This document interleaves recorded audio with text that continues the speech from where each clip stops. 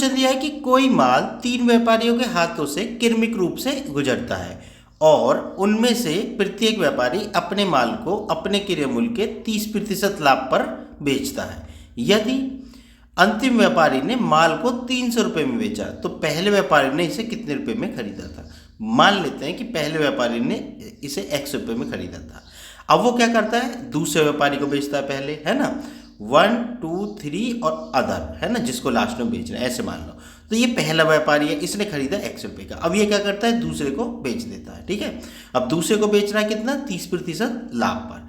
तो 30% लाभ कैसे लेंगे भाई, ये तो क्रय मूल्य हो गया। तो विक्रय मूल्य कैसे निकालें, क्रय मूल्य गुना 100 प्लस लाभ, जो कि वो 30% ले रहा है, बटे 100। अब भाई पहले व्यापारी ने क्या कर दिया, दूसरे व्यापारी को बेच दिया, कितने में, इतने में। ठीक है, अब भाई ये दूसरे व्यापारी का क्रय मूल्य बन गया, मतलब दूसरे व्यापारी ने इतने रुपये में खरीदा।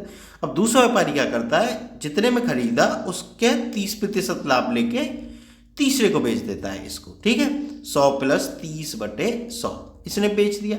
अब तीसरा व्यापारी क्या करता है, तीसरा व्यापारी भी बेच देता है हम जैसे लोगों को, सिंपल लोगों को जो व्यापार नहीं करते कि भाई ये इतने में। अब वो भी क्या करता है, 30% का लाभ लेता है। ठीक है, बात समझ गए ना भाई। पहले व्यापारी ने इतने में बेचा तो दूसरे ने इतने में खरीदा। अब दूसरा व्यापारी क्या करता है, इतने में खरीद कर इतने में तीसरे को बेच देता है। ठीक है, बेच दिया तो तीसरा जो व्यापारी है उसको कितना क्रय मूल्य हो गया, इतना हो गया। ठीक है, अब वो क्या करता है, 100 प्लस 30, मतलब वो भी 30% का लाभ लेके अब हम जैसे लोगों को बेच देता है। ठीक है, अब कितने में बेचता है वो, कुल मिलाकर 300 रुपये में बेच देता है। ठीक है, तो 300 इसके सामने रख दो। अब इसको कैलकुलेट कर लो, अब कैलकुलेशन ही है इसमें बस। ठीक है, तो देखो ऐसा करो, x गुना कितना हो गया, 130 बटे 100 गुना 130 बटे 100 गुना 130 बटे 100। इसको ध्यान से देखना बच्चों, है ना, इसकी कैलकुलेशन खासकर 300। ठीक, अब देखो 0 से 0 कट गई, 0 से 0 कट गई, 0 से 0 कट गई, तो x बराबर कितना आ गया, 300 गुना 10 गुना 10 गुना 10 बटे, जो भाग में उधर जाए गुना में। अब नीचे कितना आ गया, 13 गुना 13 गुना 13। ठीक है बच्चों, अब क्या करो, गुना कर लो इनकी। तो देखो 300 गुना ये कितना हो गया, 1000 बटे, भाई 3 0 है, 13 गुना 13 कितने होते हैं, 169 गुना 13 12197।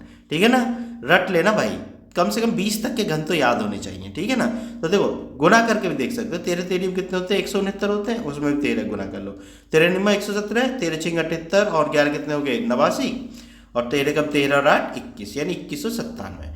अब देखो आंसर क्या आ रहा है, लगभग में, लगभग में आ रहा है तो हमें फायदा हो जाता है। ठीक है, फायदा कैसे हो जाता है कि इसको लगभग ही मान लो। देखो ये 2197 तो कैलकुलेशन बहुत टफ है, तो तुम ऐसा कर लो कि इसको कर लो 2200 मान लो इसको। ठीक है, हम मान लेते हैं 2200, तो इससे कैलकुलेशन इजी हो जाएगी हमारी, है ना।